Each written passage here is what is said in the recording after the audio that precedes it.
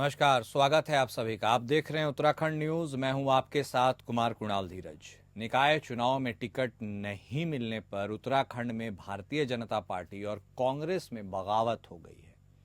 नामांकन के आखिरी दिन सोमवार को उत्तराखंड के कई हिस्सों में टिकट को लेकर बगावत हो गई। कांग्रेस और बीजेपी दोनों दलों में कई जगह बगावती तेवर देखे गए हैं। कांग्रेस के कई नेता खुलकर बगावत पर उतर आए।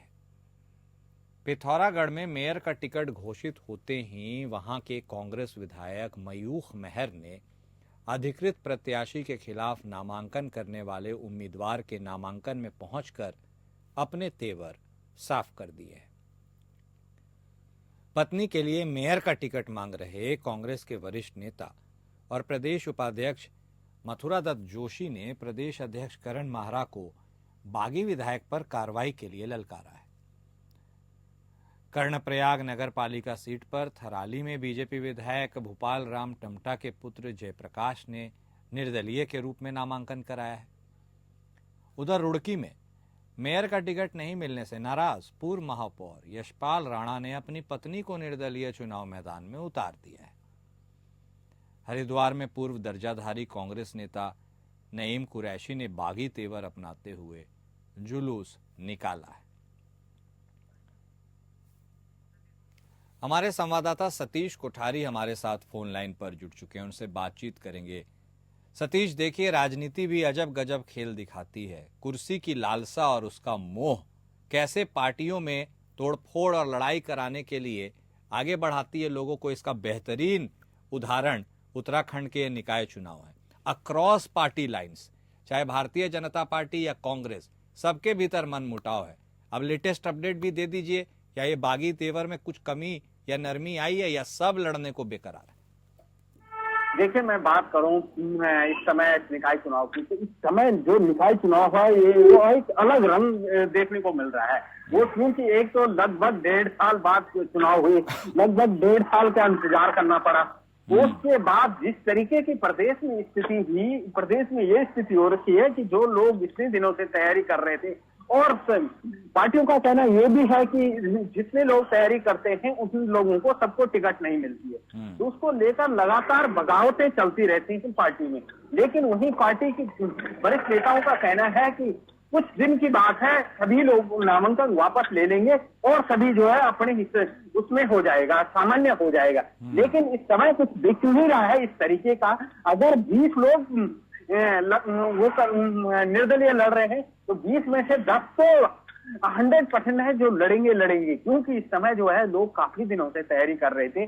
पहले वाला हिसाब नहीं था कि चुनाव खत्म हुए और वो उनके शासन खत्म हुआ और फिर दोबारा चुनाव हुआ। इस समय लोग लगभग 1.5 साल से ये देख रहे थे कि हमें टिकट मिलेगी, लेकिन इस समय दोनों पार्टियों में घमासान है। लेकिन 2 तारीख का इंतजार है। 2 तारीख को होता क्या है, कितने लोग नामांकन वापस लेते हैं और कितने बागी बनते हैं। तो लगातार जो कांग्रेस के बड़े नेता हैं वो जो बागी हैं उनको मनाने की कोशिश कर रहे हैं। चाहे भाजपा की बात करो, चाहे कांग्रेस की बात करो, लगे हुए हैं एक दूसरे से मनाने में। जी ठीक है, बहुत धन्यवाद सतीश आपका हमारे साथ जुड़ने के लिए, बातचीत करने के लिए।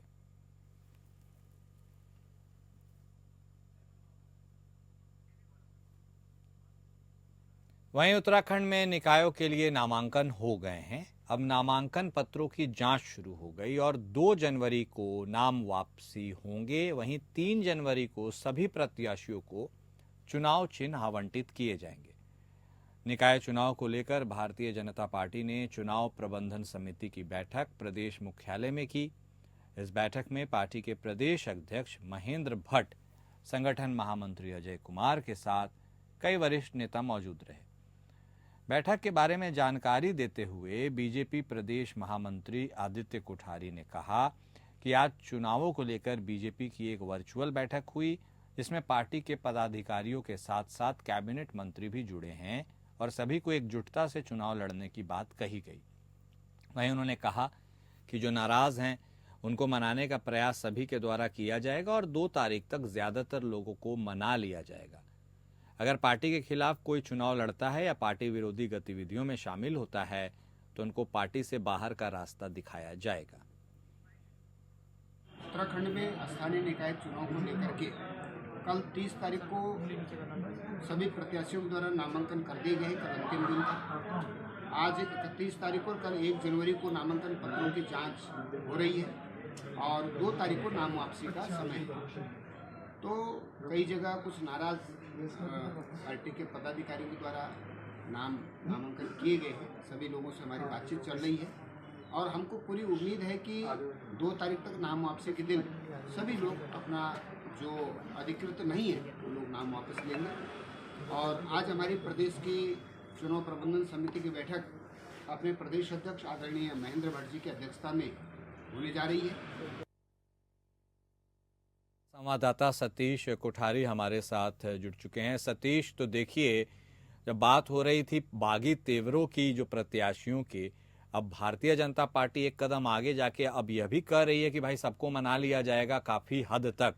तो आपको लगता है कि ये मनाने में जो कामयाब होने वाला फॉर्मूला भारतीय जनता पार्टी लेके चली है, ये अमली जामा पहना पाएगी और जिस तरह से बागियों के तेवर है उनमें नरमी आएगी? मैं बात करूं बागियों की, तो भाजपा में जो बागी है वो कुछ हद तक मान जाएंगे, क्योंकि केंद्र में भी उनकी सरकार है, राज्य में भी सरकार है। तो इसको लेकर थोड़ा उनको ये रहेगा कि सरकार तो हमारी है, चाहे इस बार नहीं अगली बार सही, लेकिन कुछ ना कुछ हमें जरूर मिलेगा। लेकिन मैं वहीं कांग्रेस की बात करूं तो कांग्रेस के लिए बहुत ज्यादा मुश्किलें हैं इसको लेकर। और कांग्रेस का ये है कि कांग्रेस को जो भी चाहिए वो अभी चाहिए, क्योंकि कांग्रेस का ये है कि सत्ता से बेदखल है और काफी सालों से, चाहे मैं राज्य की बात करूं, चाहे मैं केंद्र की बात करूं, चाहे मैं निकाय चुनाव की बात करूं, तो उनको थोड़ा दिक्कतें हो सकती हैं। लेकिन उन्हीं भाजपा का सीधा कहना है कि इस समय जो है अगर कोई इस तरीके की गतिविधियां अगर नहीं मानता है और इसी पे अपनी जिद पे अड़ा रहता है तो उनको सख्त कार्रवाई की जाएगी और उनको अनुशासनहीनता के खिलाफ बाहर किया जाएगा। क्योंकि भाजपा का यही रहता है कि अगर जो मान गए ठीक है, नहीं है तो बाहर कर दिए जाए। लोग इस तरीके का ये नहीं कि वो जो है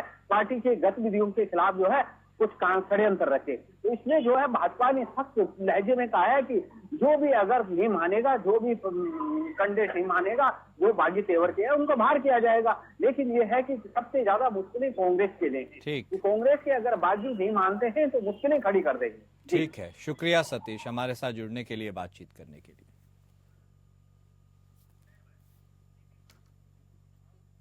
देवभूमि उत्तराखंड में नगर निकाय चुनाव का दंगल जीतने के लिए सभी राजनीतिक दलों ने प्रत्याशियों का ऐलान कर दिया है।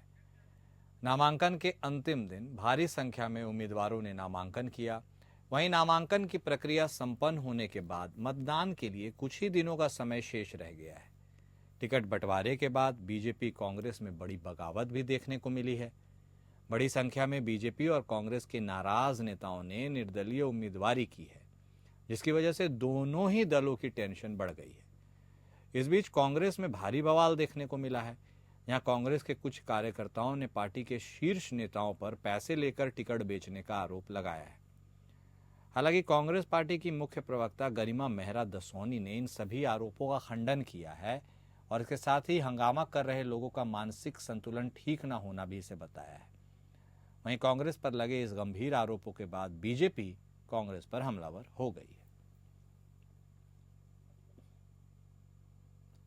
तो कांग्रेस के शीर्ष नेताओं पर ही पैसे लेकर टिकट बेचने का आरोप कुछ कांग्रेस के कार्यकर्ता और नेता लगा रहे हैं और इसी को लेकर जो प्रवक्ता हैं गरिमा दसोनी ने, उन्होंने इन सभी आरोपों का खंडन किया है और उन्होंने साफ तौर पर कहा है कि लोग इसी तरह कुछ भी अपने मन से बातें कह रहे हैं। नहीं, देखिए, जब टिकट वितरण होता है तो कई लोगों का मन टूटता है, दिल टूटता है, कई लोग उदासीन होते हैं, कुछ का मनोबल गिरता है, कुछ प्रेशर पॉलिटिक्स की कोशिश करते हैं। ऐसे में जिन लोगों ने बहुत सालों से मेहनत की होती है, तैयारी की होती है, तो अगर वो एक से ज़्यादा हैं तो कुछ को झटका मिलना तो स्वाभाविक है। ऐसे में पार्टी संगठन के स्तर पर भी ये मुमकिन नहीं है कि सबको टिकट दिया जा सका। तो एक को टिकट मिलता है, बाकी नाराज होते हैं। कुछ लोग बड़े दिल के होते हैं, परिपक्व होते हैं, जो हैंडल कर ले जाते हैं, लेकिन कुछ लोग इस पूरी झटके को हैंडल नहीं कर पाते और उनके द्वारा ये दुष्प्रचार किया जा रहा है। पूरी पारदर्शिता बरती गई है। लगातार बैठकों का दौर जारी रहा, लगातार पर्यवेक्षक बने रहे अपने अपने प्रभार क्षेत्र में, और ऐसे में जो सिस्टम है टिकट वितरण का, उस पर कोई सवाल नहीं उठा सकता सिवाय एक आध के जिनकी हमेशा की आदत नकारात्मक रही है। रानीखेत चिलियानौला नगर पालिका परिषद अध्यक्ष पद के लिए बीजेपी और कांग्रेस सहित निर्दलीय प्रत्याशियों ने संयुक्त मजिस्ट्रेट कार्यालय में अपना अपना नामांकन पत्र दाखिल कराया। भारतीय जनता पार्टी के घोषित प्रत्याशी मदन सिंह कुवारबी और कांग्रेस द्वारा घोषित प्रत्याशी अरुण रावत ने कार्यकर्ताओं के साथ अपना नामांकन किया। वहीं भारतीय जनता पार्टी से टिकट ना मिल पाने के बाद बागी उम्मीदवार नवल पांडे और रोहित शर्मा ने अपने प्रस्तावकों के साथ आकर अध्यक्ष पद के लिए नामांकन किया। इस अवसर पर क्षेत्रीय विधायक प्रतिनिधि हर्षवर्धन पंत भी मौजूद रहे।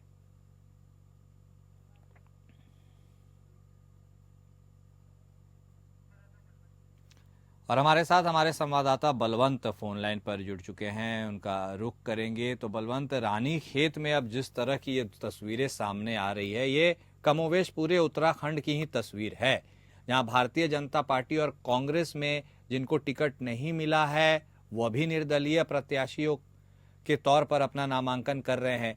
ऐसे में रानीखेत में जो यह नामांकन हुआ है, या यूं कहें हर प्रत्याशी का शक्ति प्रदर्शन हुआ है, उसके बारे में दर्शकों को बताइए।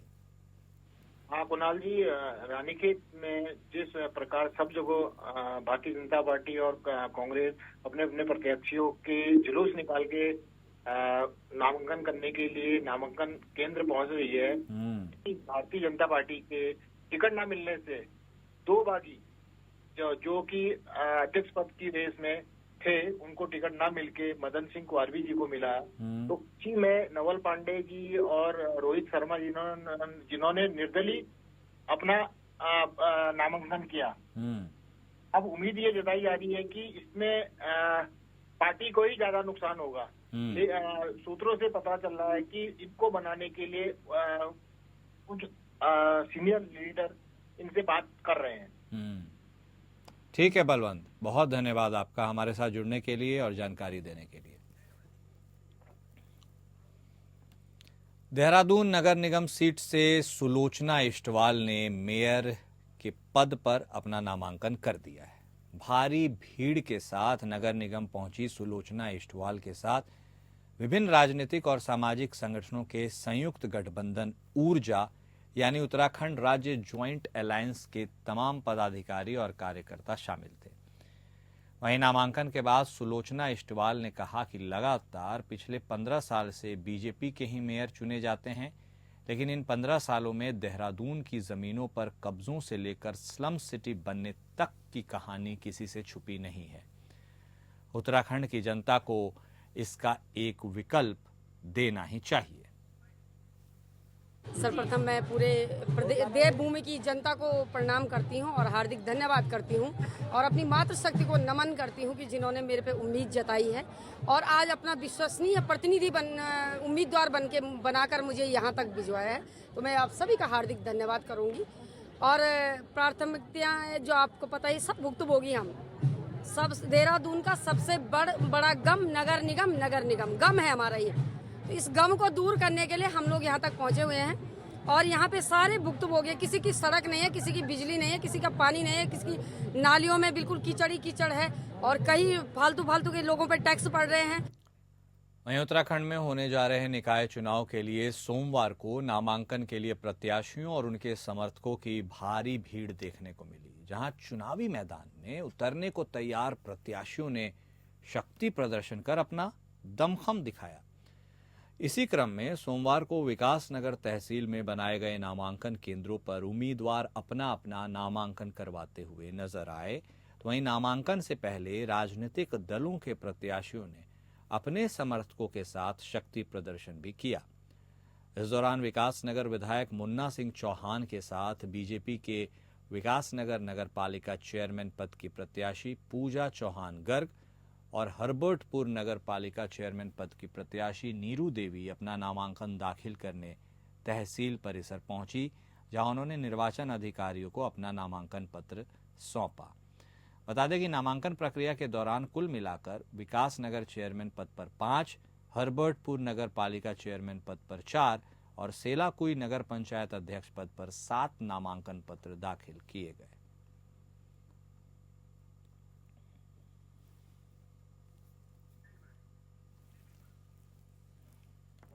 रुद्रपुर नगर निगम चुनाव को लेकर माहौल गर्म हो गया है। पूर्व विधायक राजकुमार ठुकराल अपने भाई संजय ठुकराल और समर्थकों के साथ नामांकन पत्र जमा करने डीएम कार्यालय पहुंचे।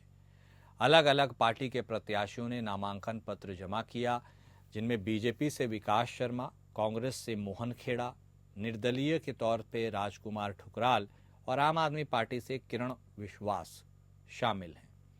अब देखना दिलचस्प होगा कि रुद्रपुर नगर निगम सीट से कौन मेयर बनेगा। अगर बीजेपी विकास शर्मा को अपना प्रत्याशी बनाती है तो कांग्रेस राजकुमार ठुकराल को मैदान में उतार सकती है, जिससे चुनाव और भी रोचक हो सकता है। अंतिम दिन है, हम दोनों भाइयों ने अपने नामांकन पत्र प्रेषित किए हैं और 2 तारीख को नामांकन वापसी है। हम दोनों में से एक नामांकन वापस लेंगे और बतौर निर्दलीय प्रत्याशी हम लोग चुनावी समर में कूदेंगे। तो अभी तो गुंजाइश है ना, 2 तारीख को नाम वापसी है, अभी तो बहुत सारी गुंजाइश है, अपार संभावना है। हम 2 तारीख को एक आदमी नामांकन विड्रॉ करेगा, एक चुनावी समर में आएगा और जितनी इनकी कारगुजारियां हैं विरोधियों की, वो सारी आम जनमानस को बस्ती बस्ती जाके बताई जाएंगी। अभी तो कैसे कहते हैं 2 तारीख अभी दूर है, 2 तारीख आ जाए, मैं 2 तारीख को आपको बता दूंगा कौन है।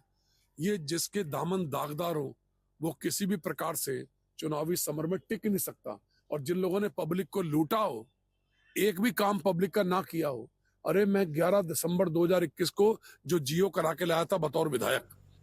पौड़ी नगर पालिका चुनाव में अध्यक्ष पद के बीजेपी और कांग्रेस समेत निर्दलीय प्रत्याशियों सभी ये मैदान में उतरे हैं और अपना नामांकन पत्र दाखिल कर जीत का दावा किया।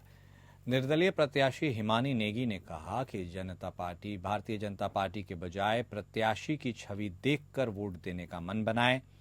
उन्होंने पालिका क्षेत्र के प्रति अपनी प्राथमिकताएं गिनाई और जीत का दावा किया।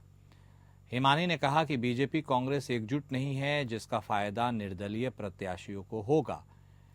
उन्होंने कहा कि जनता उन पर भरोसा जताएगी तो वे शहर की दिशा और दशा बदल देंगे। विश्वास तो आप देख सकते हो कि जितने लोग मेरे साथ अभी खड़े हुए उनका विश्वास ही मेरा सबसे बड़ा विश्वास है। और जहाँ तक प्राथमिकताओं की बात आप कर रहे हैं तो बहुत सारी प्राथमिकताएं हैं, पर सबसे पहली है इसमें कि जो ये हमारा हाउस टैक्स वगैरह जो हम लोग भरते हैं, इसका कोई नियमीकरण है ही नहीं, किसी जियो के अंतर्गत नहीं है, कोई बायलॉज नहीं है। तो अगर मैं आती हूँ आगे, जो कि मुझे पूरी आशा है कि मैं आऊंगी, तो सबसे पहला काम यही होगा कि जो भी पानी के बिल हैं, हाउस टैक्स के बिल हैं, वो पूरी तरीके से नियम के हिसाब से आप लोगों को मिले। हरिद्वार की शिवालिक नगर पालिका के चेयरमैन रहे राजीव शर्मा को ही भाजपा ने इस बार भी अपना उम्मीदवार बनाया है। वहीं कांग्रेस ने भी प्रत्याशी में कोई बदलाव नहीं किया है और महेश प्रताप राणा को टिकट दिया है। दोनों प्रत्याशी दूसरी बार चुनावी मैदान में हैं और अपनी अपनी जीत को लेकर आश्वस्त है। जहां एक तरफ राजीव शर्मा अपने पिछले 5 सालों के कार्य के दम पर जनता के बीच पहुंचने की बात कर रहे हैं, वहीं कांग्रेस उम्मीदवार महेश प्रताप राणा शिवालिक नगर पालिका क्षेत्र में विकास कार्यों की अनदेखी का आरोप लगाकर इसे चुनाव का मुद्दा बना रहे हैं। दोनों मुख्य प्रतिद्वंदी अपना नामांकन दाखिल कर चुके हैं और चुनावी मैदान में एक दूसरे को कड़ी टक्कर दे रहे हैं।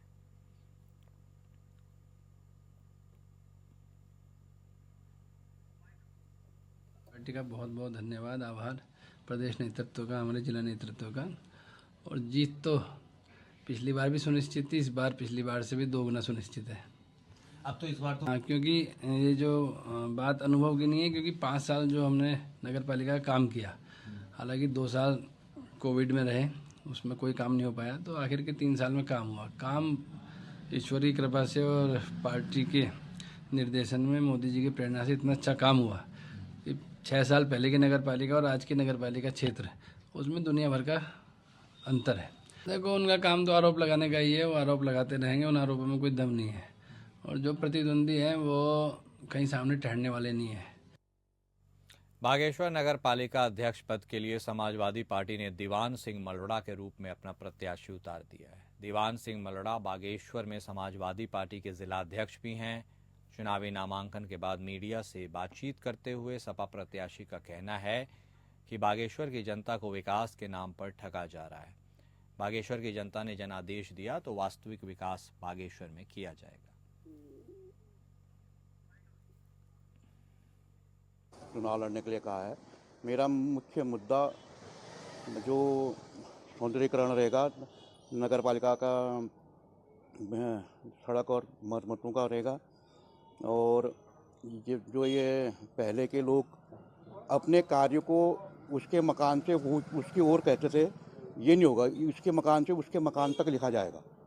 यहाँ पर रास्ते बनते हैं या नालियाँ बनती है, उसके मकान से उसकी ओर लिखा जाता है, जबकि उसकी लागत लाखों में होती है। और लिखा जाता है वो 2 या 10 मीटर रास्ता बनता है, हम उसके मकान से उसके मकान तक ही रास्ता बनाएंगे। और सड़कों का जो ये नालियाँ हैं उनका भी वही सही होगा। नगर पालिका में अधिकतर काम जो है बिजली पानी का मुद्दा ही रहता है, बाकी सड़क का ही रहता है बस। उत्तराखंड के राज्यपाल retired lieutenant general Gurmeet Singh ने नई दिल्ली में आयोजित 20वें विश्व शांति महासम्मेलन में प्रतिभाग किया। अंतर्राष्ट्रीय विश्व शांति प्रबोधक महासंघ द्वारा संयुक्त राष्ट्र के आर्थिक और सामाजिक परिषद के सहयोग से आयोजित इस सम्मेलन में राज्यपाल ने United for piece a shared vision for humanity पुस्तक का विमोचन भी किया और इसे शांति और मानवता के मार्गदर्शन में एक महत्वपूर्ण कदम बताया। राज्यपाल ने कहा कि शांति केवल युद्ध और हिंसा का अभाव नहीं है, बल्कि यह समानता, स्वतंत्रता और सम्मान के साथ जीने की अवस्था है। उन्होंने कहा कि वसुधैव कुटुंबकम का सिद्धांत हमें यह सिखाता है कि पूरी दुनिया एक परिवार है और यह आदर्श शांति और एकता का आधार बन सकता है। उन्होंने कहा कि उत्तराखंड योग, ध्यान और आयुर्वेद का केंद्र है। यह भूमि आध्यात्मिक शांति और संतुलन का स्रोत है। उत्तराखंड सचिवालय देहरादून में मुख्य सचिव राधा रतूड़ी ने उच्च अधिकारियों के साथ एक बैठक ली। बैठक में राज्य अतिथि गृहों के पूरी तरह से सदुपयोग और व्यावसायिक उपयोगिता को लेकर राधा रतूड़ी ने राज्य में निर्मित होने वाले सभी नए राज्य अतिथि गृहों को अति विशिष्ट अतिथियों के अलावा रिक्त होने की दिशा में भुगतान के आधार पर पर्यटकों को भी उपलब्ध कराने के निर्देश दिए हैं। इसके साथ ही सीएस ने सरकारी कार्यदायी निर्माण एजेंसियों को वर्तमान और भविष्य में निर्मित होने वाले सभी सरकारी भवनों को ग्रीन बिल्डिंग के रूप में निर्मित करने के निर्देश दिए, जिसमें अनिवार्यतः solar panel, rain water harvesting, water recycling की व्यवस्था होगी। रतूड़ी ने जलापूर्ति योजनाओं में वाटर रिसाइकलिंग को अनिवार्य करने के निर्देश दिए। मुख्य सचिव ने स्वास्थ्य को नर्सिंग कॉलेज में प्रशिक्षण ले रही छात्र छात्राओं को विदेशी भाषाओं का विकल्प देने और उन्हें सिखाने के व्यवस्था के भी निर्देश दिए। नियोजन विभाग को सभी नए निर्मित होने वाले सरकारी भवनों में बेसमेंट पार्किंग के अनिवार्य निर्माण के लिए निर्देश जारी किए गए।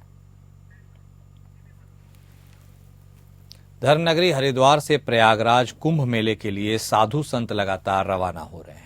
कनखल स्थित पंचायती निर्मल अखाड़े के संत आज सुबह कुंभ मेले के लिए रवाना हुए। संत मंडली अपने साथ ट्रक में भरकर कुंभ के शिविर के लिए सारा सामान लेकर प्रयागराज पहुंचेंगे। अखाड़े के सचिव महंत जसविंदर शास्त्री ने बताया कि कुंभ मेले के दौरान अखाड़े की ओर से बड़ा शिविर लगाया जाएगा, जिसमें लगातार लंगर चलेगा, प्रवचन होंगे और अन्य परमार्थ के काम किए जाएंगे। इसके साथ ही उसके लिए जखीरा हरिद्वार से ले जाया जा रहा है। पूरी कुंभ की अवधि के दौरान संत प्रयागराज में ही प्रवास करेंगे। जो रहने की व्यवस्था है, भोजन भंडारे की, जहाँ लंगर चलेगा, जहाँ सत्संग चलेगा, जहाँ मरीजों को जो है दवाई भी दी जाएगी, वो सब कुछ जो है तैयार हो रहा है। और आज जो जखीरे का मेन सामान होता है अखाड़े का, शाइयों का सामान, उसकी सबकी तैयारी करके आज ट्रक जो है लोड किए गए हैं। तो आज जो है पूरे निर्मल पंचायती अखाड़े के जो संत महंत हैं और एकत्रित हो करके अरदास करके गुरु महाराज जी के चरणों में प्रयागराज महाकुंभ मेले के लिए जो है तैयार हैं। और आज सारा जखीरे का जो सामान है वो कुंभ महाप्रयागराज में जा रहा है। और उत्तराखंड न्यूज में अभी के लिए इतना ही। नमस्कार।